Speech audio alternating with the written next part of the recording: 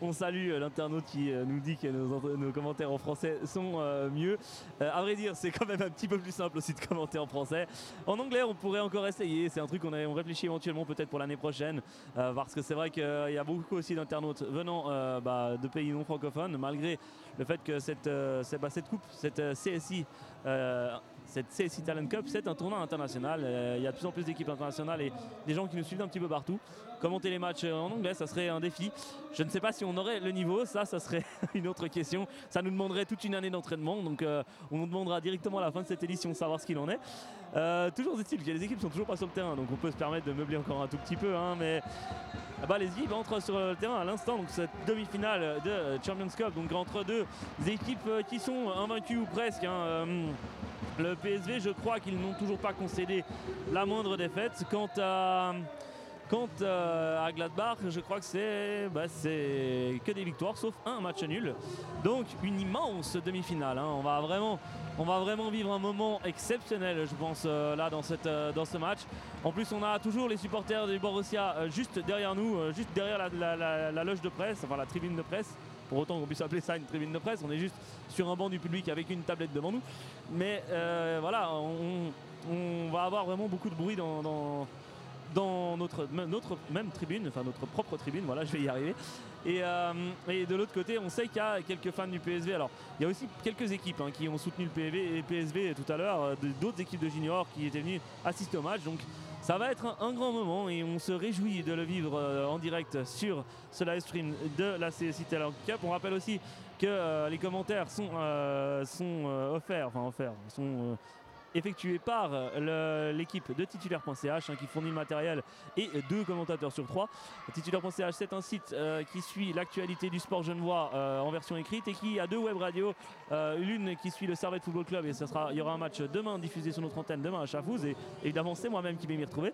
Et de l'autre côté, on suit aussi le Genève Servette Hockey Club aussi en web radio. Donc n'hésitez pas à aller faire un petit tour sur le site et sur nos pages sur les réseaux sociaux. Le match va bientôt débuter, le temps pour moi de prendre une gorgée d'eau et je vous retrouve dans 3 secondes pour le coup d'envoi.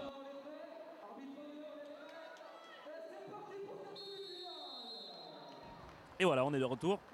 L'occasion de saluer tout ce petit monde qui vient de prendre place pour le début de ce match. Il commence à y avoir un petit peu de monde dans la salle du bout du monde, mais c'est peut-être pas aussi rempli que ce qu'on aurait pu penser pour l'instant.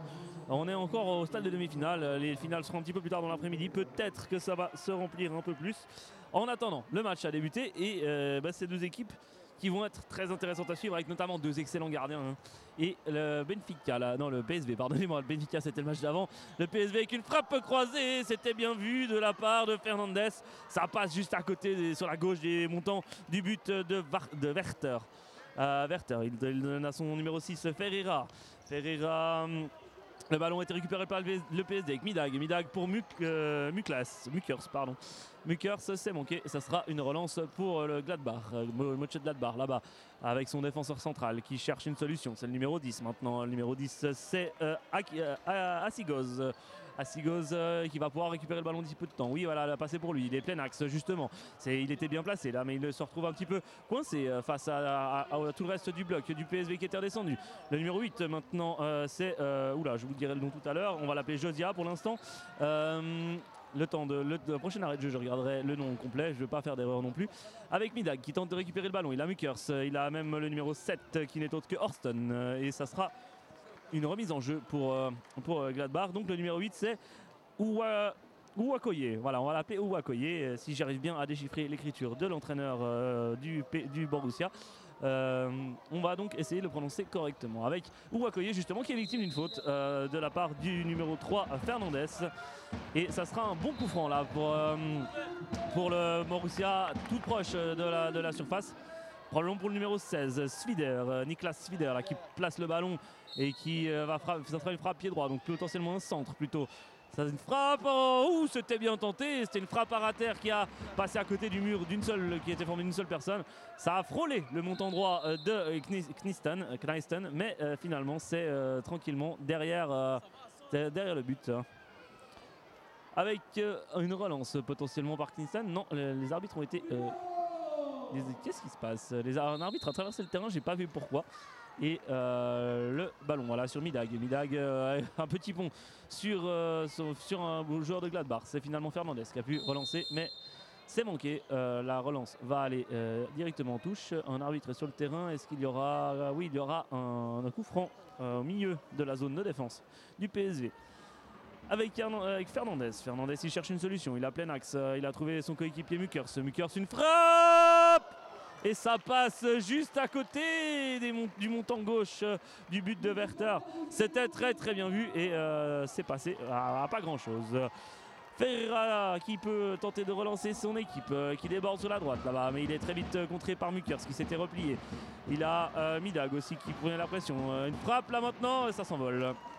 Une frappe du numéro 6, Ferreira, qui était pas mal placé. Il cherchait la lucarne opposée, mais il s'est penché en arrière au moment de frapper le ballon et ça s'est envolé. Là, la passe à la main était très propre de Kniston, mais Fernandez ne s'y attendait pas, il ne regardait pas le jeu. En attendant, son coéquipier a fait un petit festival pour lancer la contre-attaque. Il y a eu un relais avec Fernandez. Maintenant, c'est Mukers. Mukers, un rebond, deux rebonds, et finalement, le ballon va sortir en touche. Le coéquipier en question de tout à l'heure, c'était Horston qui a très bien défendu. Là, Fernandez teste la prise de balle de Werther sans oula avec une il y a l'arbitre siffle quand même.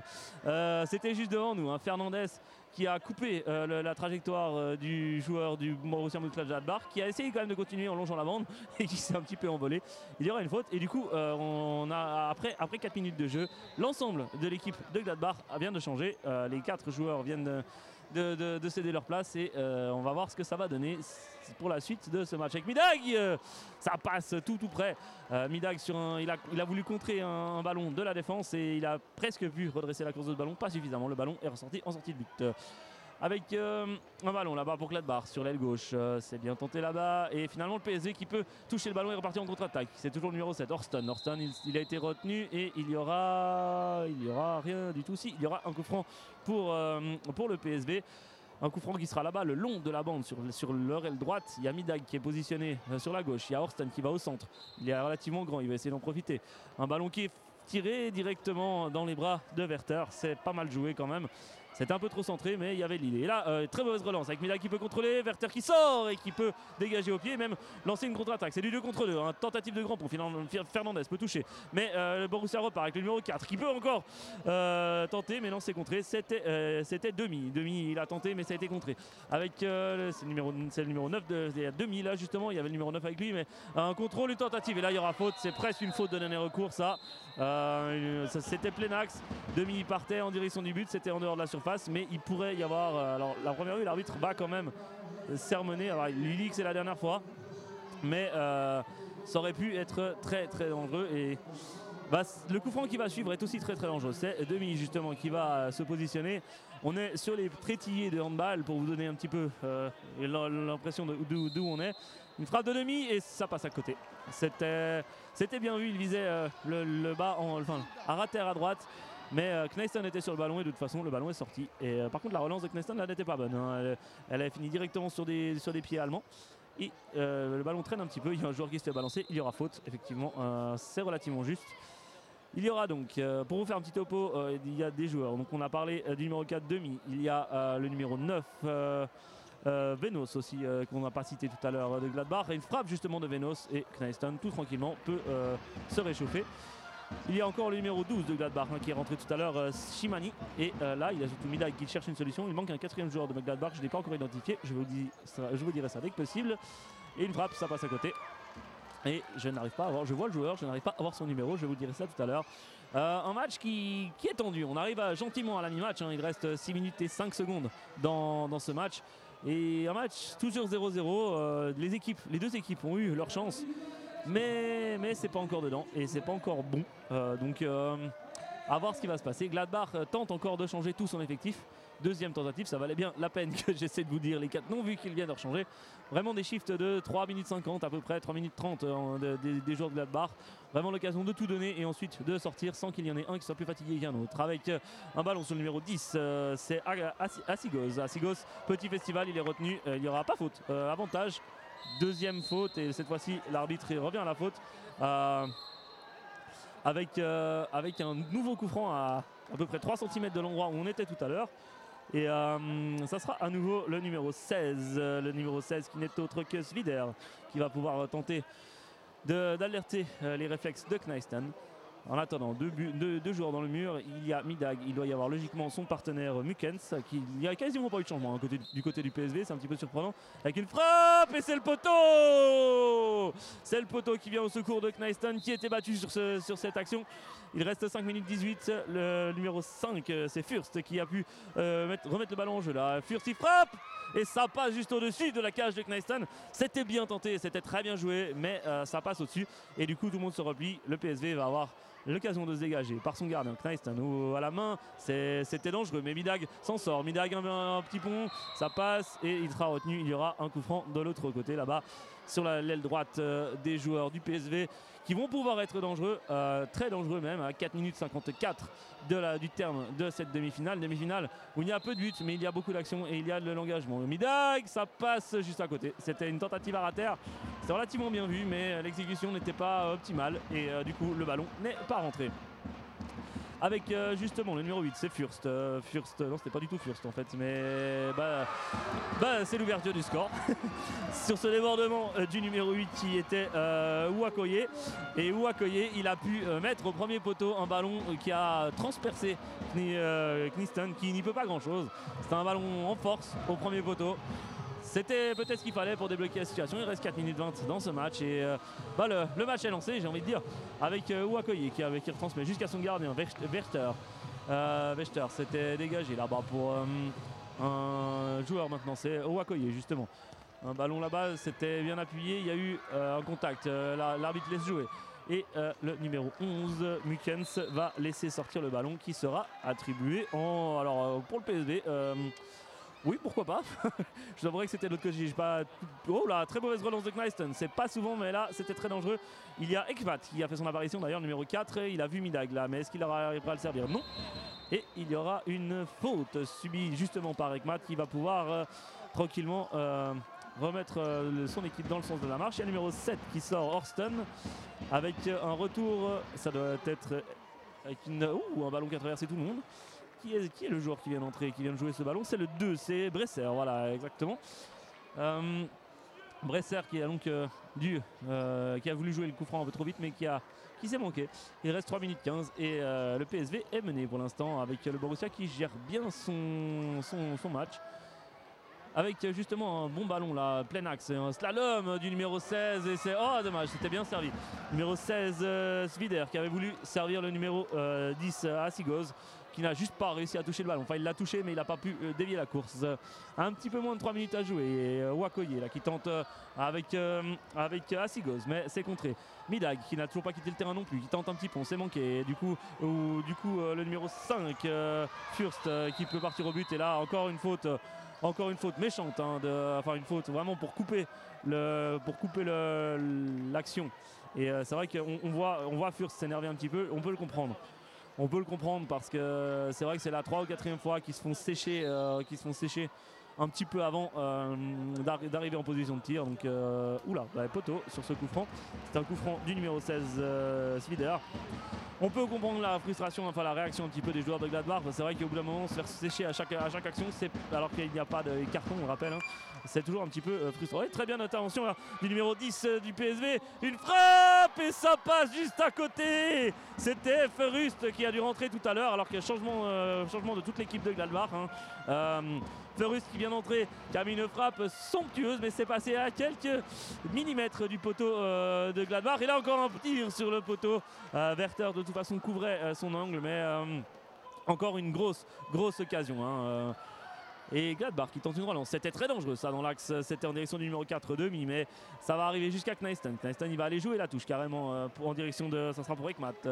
Non, c'est Ekmat finalement qui va jouer la touche en direction de son gardien et les deux ne sont pas parlés. Du coup la relance est complètement manquée, le ballon roulait en direction du but. Heureusement Kneiston a pu dégager le ballon, mais justement c'est pour ça que la relance est manquée. 1 minute 35 encore à jouer, toujours 1-0 seulement pour Gladbach. Ekmat là qui a vu Midag il a pu se retourner, il est séché, il y aura penalty. Il y aura... Non, ou est-ce que ce sera penalty? Ce sera coup franc. Non, ça sera coup franc. J'ai cru que la faute était dans la surface, elle ne le sera juste pas. Mais Midag va tenter de se faire justice lui-même. Le mur va devoir reculer à distance réglementaire. Il sera quasiment sur Werther. Et du coup, il y a un joueur du PSV là-bas qui est positionné à ras le poteau. Un autre dans l'axe, une frappe et goal! Midag qui égalise à 1 minute 24 de la fin de ce match. Un bon coup franc joué. Le Borussia a eu des coups francs, n'a pas su les exploiter. Et là, le PSV en a profité. C'est très bien joué de leur part. Avec le Borussia à l'attaque. Demi cherche une solution, c'est même le capitaine. Demi. Et là, le ballon a été contré par le PSV, mais revient sur les pieds allemands.